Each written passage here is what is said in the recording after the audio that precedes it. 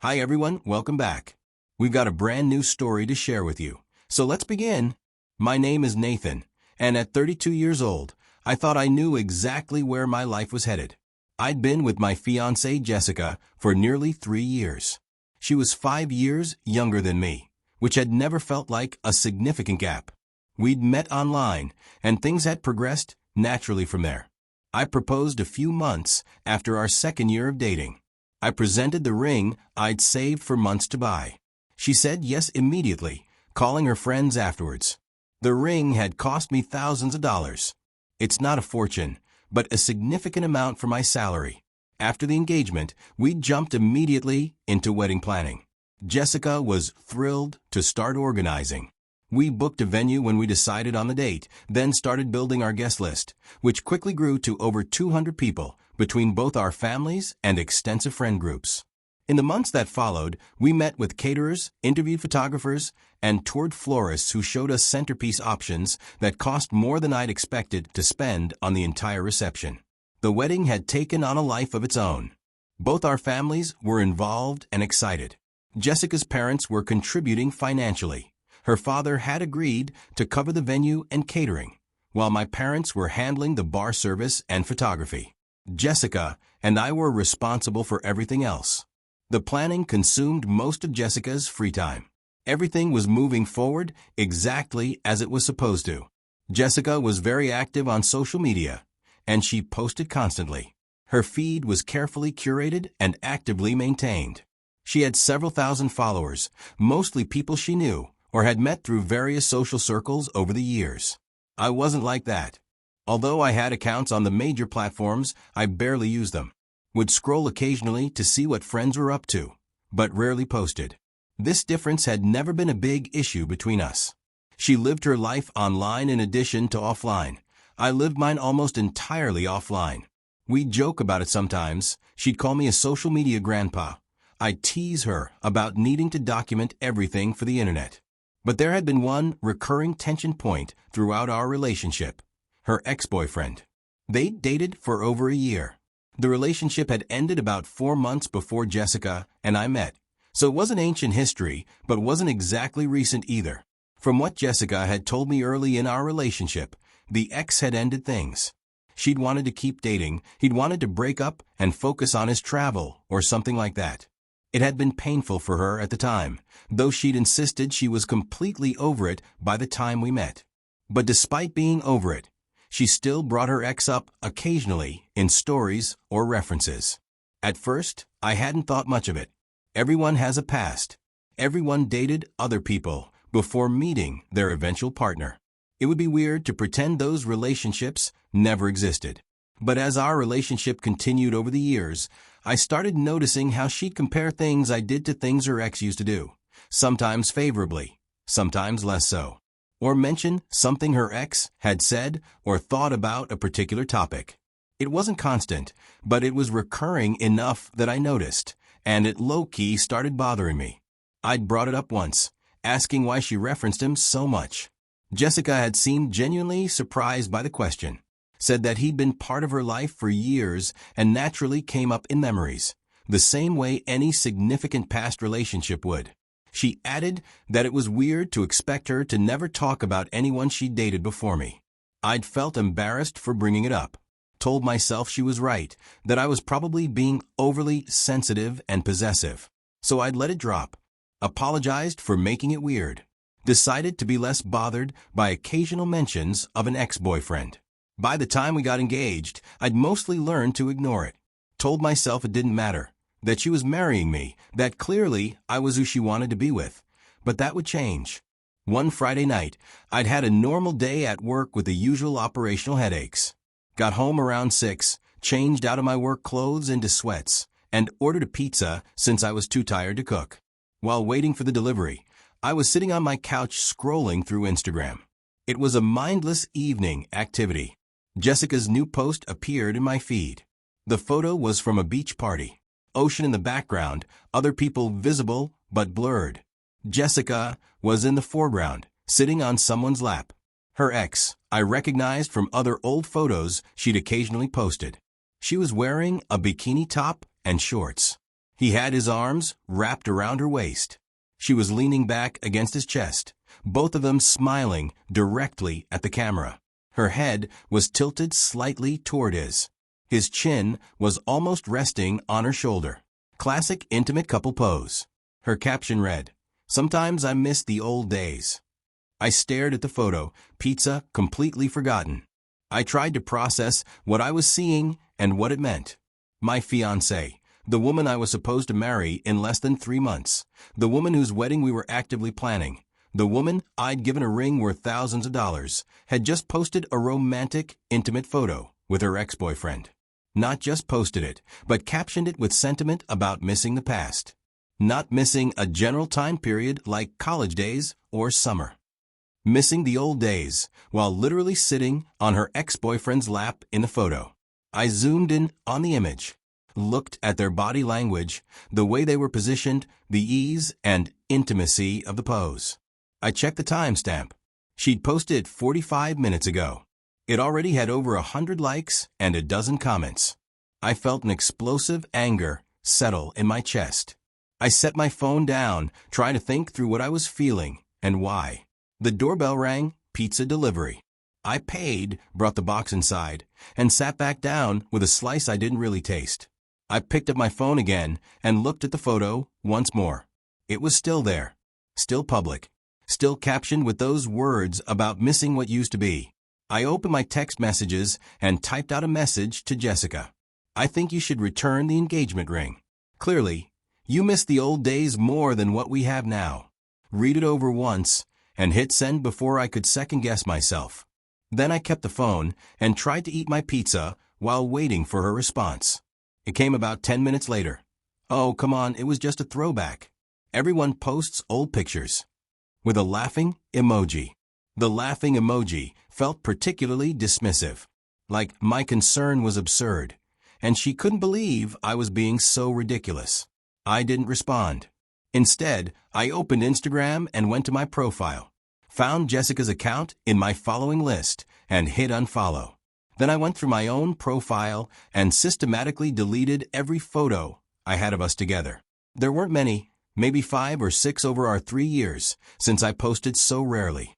But I removed all of them. The more I thought about it, the clearer things became. This wasn't just about one photo. It was about a pattern I'd been trying to ignore for years. The constant references to her ex. The comparisons. The way she'd never fully let go of that relationship, even though it had ended years ago. And now, months away from our wedding, she was posting intimate photos with him, captioned with nostalgia for what they'd had.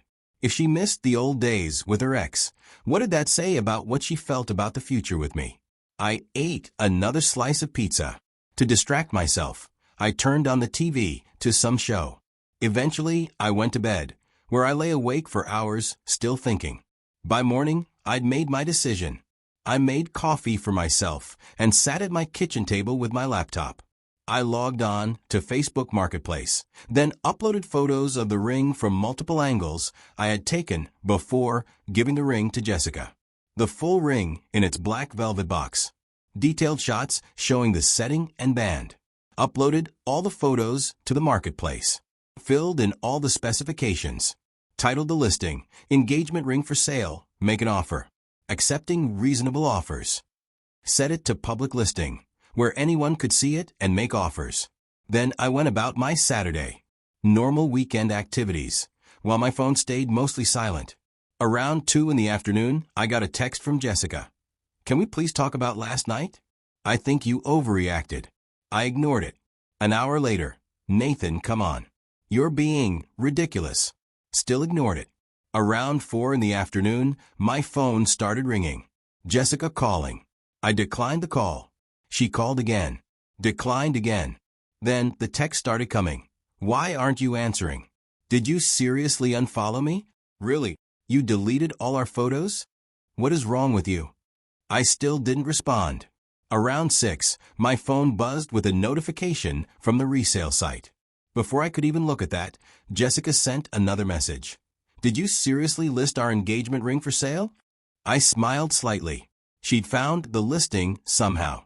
Her next message came seconds later. Nathan, what the hell is wrong with you? This is insane. Call me right now. Are you having some kind of mental breakdown? You can't just sell my ring. I finally responded with one text. The engagement is off. I need the ring back so I can sell it. You weren't wearing it anyway. My phone immediately started ringing. I declined the call. More messages flooded in over the next hour. She argued that I was being insecure and controlling.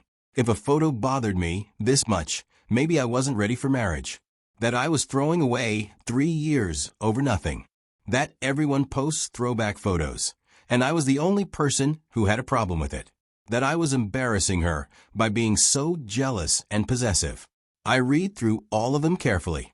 Each message just confirmed what I'd already realized. She didn't understand. Didn't see why posting that specific photo with that specific caption while engaged to someone else was disrespectful. And if she didn't understand something that basic, we had a fundamental incompatibility in how we viewed relationships and boundaries. I muted her messages and went back to my evening. Sunday morning, my phone rang. It was Jessica's mother. She was already yelling before I could even say hello properly. How dare I humiliate her daughter like this? How dare I break off an engagement over something so trivial? Did I know how embarrassing this was for their family? What was she supposed to tell people when they asked about the wedding? How could I do this to Jessica after 3 years together? I waited until she paused for breath. Then I said very calmly, I didn't destroy anything. I just stopped pretending everything was fine. She tried to interrupt, but I kept talking. I explained that the photo Jessica had posted, the caption about missing the old days, Jessica's pattern throughout our relationship of constantly referencing and comparing me to her ex-boyfriend.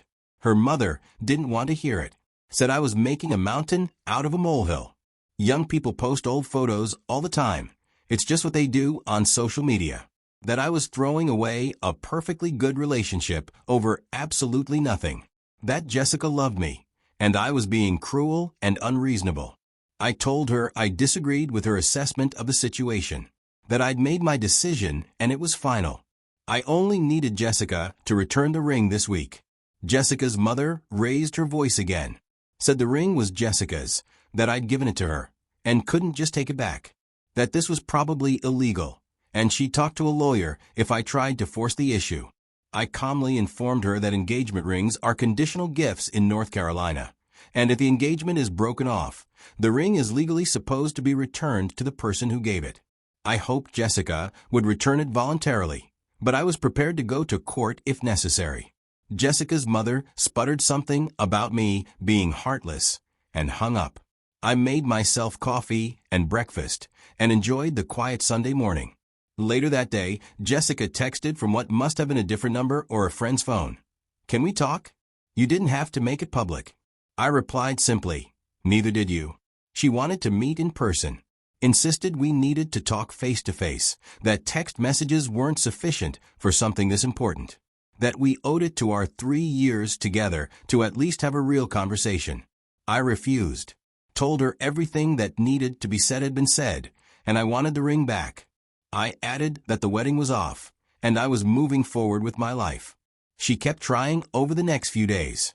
Called from different numbers that I'd declined. Sent messages through friends that I'd ignore. Showed up at my apartment building once, but I didn't buzz her in. By Wednesday, I was tired of the runaround. She still hadn't returned the ring and was clearly stalling, hoping I'd change my mind if she just refused to cooperate. So I called my attorney, someone I'd used a few years back. I explained the situation that I broke off the engagement, and my fiancée is refusing to return the ring despite multiple requests. My attorney asked some clarifying questions about the ring, when I'd given it whether it had been an unconditional gift or clearly tied to the marriage proposal, and whether there was any documentation of the purchase. I had the receipt from the jeweler showing the purchase price and date. Had text from around the proposal time that clearly indicated this was an engagement ring given in anticipation of marriage. Michael explained that in North Carolina, engagement rings are considered conditional gifts. The condition is marriage. If the marriage doesn't happen, regardless of who breaks off the engagement, the ring should be returned to the giver. If Jessica refused to return it voluntarily, I could file a claim in small claims court and would very likely win. He offered to send her a formal demand letter first, which might convince her to return it without court involvement. I agreed. My attorney drafted a letter that afternoon. Formal legal letterhead, official language. Stated that I was demanding the return of the engagement ring within 10 days. If she didn't comply, I would file a claim in small claims court and would also seek to recover court costs and legal fees. He sent it via certified mail, so we'd have proof of receipt. 2 days later, Jessica's response came, not to me, but to Michael. She'd apparently consulted her own attorney. Her lawyer sent a letter arguing that the ring was a gift and therefore Jessica's property, that I couldn't demand it back just because I changed my mind about getting married, that this was harassment, and if I continued, they would pursue a restraining order. My attorney called me after receiving it, said her attorney was bluffing and clearly didn't know North Carolina case law on conditional gifts, that we should proceed with filing the small claims case. I told him to do whatever was necessary. My attorney filed the claim that week. Jessica was served with a court summons requiring her to appear for a hearing in 3 weeks. According to my attorney, that's when her attorney must have actually researched the law, because 2 days after being served, Jessica's lawyer called to negotiate. They wanted to settle without going to court. Jessica would return the ring, I would drop the claim, and agree not to pursue court costs. Both parties would sign a release saying the matter was fully resolved. I agreed immediately. I didn't care about the court costs. I just wanted the ring back so I could sell it and move on. We arranged a neutral exchange. Jessica tried to talk to me when we pulled up, talking about how this didn't have to be the end, that we could still work things out. I cut her off politely but firmly, said I just needed the ring, nothing else. She pulled the ring box out of her purse, held it for a moment like she might not give it up, then handed it to my attorney instead of to me directly. My attorney verified it was the correct ring, had me confirm, then handed her the release document to sign. She signed. Then she got back in her car and they left. When I finally got someone serious enough to buy it, I realized engagement rings depreciate the moment you buy them. I got a fair offer and I accepted. Better to take the loss and move forward than hold onto something that represented a failed relationship. And just like that, it was done. My parents had been confused and concerned when I first told them I'd broken off the engagement. They'd really liked Jessica, had been looking forward to the wedding. I explained the situation to them in detail, showed them the Instagram post that started everything. My father had understood immediately, said that if my future wife was posting intimate photos with an ex while engaged to me, that showed poor judgment and disrespect, that I was right to end things. My mother had been more conflicted. She understood my concerns, but also felt sad about the relationship ending. Worried that I was making an impulsive decision I'd regret. Suggested that maybe counseling could help Jessica understand why the post bothered me. I appreciated her concern, but told her my decision was final. That counseling couldn't fix the fundamental issue, which was that Jessica didn't see anything wrong with what she'd done. The wedding cancellation logistics had been complicated. We'd already put deposits down on the venue. The contract said deposits were non-refundable within 6 months of the event date. I'd reached out to the venue coordinator anyway, explained that the wedding was canceled, asked if there was any possibility of recovering any portion of the deposit, given the circumstances. She'd been sympathetic but firm, said the policy existed because they turned down other bookings for our date and couldn't easily fill the slot on such short notice, that we'd signed the contract agreeing to the terms. We'd also already paid deposits to a photographer and a florist. I had written it all off, seeing it as the cost of not making a huge mistake. Expensive lesson, but cheaper than divorce would have been. The most awkward part had been informing guests. We'd already sent save-the-date cards to over 200 people. Hadn't sent formal invitations yet. Those were supposed to go out 3 months before the wedding, but people had already made plans around our date. Now, 3 months after that Friday night when I'd seen the Instagram post, I'm settled into my new normal. I still live in the same house. Still have the same job. I've also spent time reflecting on what I learned from the relationship and its ending. I learned that social media behavior matters more than I thought. How someone presents themselves and their relationships online is a window into their values and priorities. If they're willing to post intimate photos with an ex while engaged to you, that says something significant about their judgment and their commitment. I learned that everyone does it is not a valid justification for behavior that crosses relationship boundaries. Just because posting old photos is common doesn't mean posting romantic photos with an ex while engaged is acceptable. I learned that when someone dismisses your concerns as insecurity or overreaction, that's a red flag. A partner who cares about you listens when something bothers you, even if they don't initially understand why. They don't invalidate your feelings or mock you for having boundaries. I learned to trust my gut. When I saw that photo and felt that immediate certainty that this wasn't okay, I should have recognized that instinct is valid. Instead, I'd spent months second-guessing myself whenever Jessica referenced her ex, telling myself I was being insecure when really I was recognizing a legitimate problem. I learned that breaking off an engagement, while difficult and embarrassing and expensive, is infinitely better than marrying someone you already have fundamental doubts about. The wedding day pressure, the sunk costs, the family expectations, the fear of judgment, none of that should override your own judgment about whether this person is actually right for you. I learned that sometimes people show you exactly who they are, and you should believe them the first time. Jessica's post and her response to my concerns showed me clearly that we had incompatible views on relationship boundaries and respect. She couldn't have been clearer if she'd said it directly. I learned that you can't force someone to respect boundaries they don't believe exist. Jessica genuinely didn't see anything wrong with what she'd done. No amount of explaining would create that understanding if she fundamentally didn't value the same things I did in a relationship. I learned that financial losses are recoverable. That money stings, especially since I work hard for every dollar. But it's nothing compared to what I would have lost emotionally, financially, temporally, if I'd married someone who didn't respect me or our relationship. Most importantly, I learned that self-respect is non-negotiable.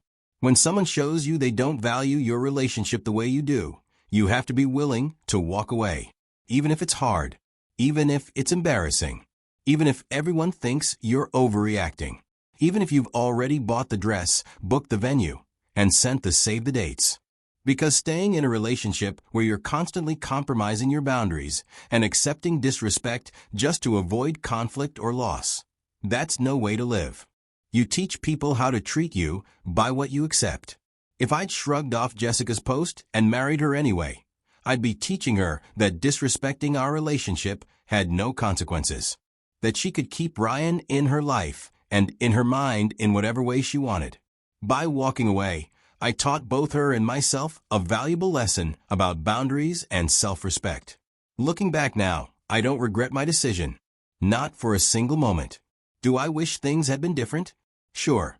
I'd imagined a future with Jessica. Had mentally committed to building a life together. It's sad when something you thought was real turns out not to be. But that sadness is nothing compared to the relief I feel at not being trapped in a marriage with someone who'd shown me, clearly and repeatedly, that she wasn't fully committed to me. I made the right decision, even though it was hard. I'm grateful now. Grateful I had the strength to walk away. Grateful I dodged what would have been a miserable marriage. And because I walked away from someone wrong, I'm now free to find someone right.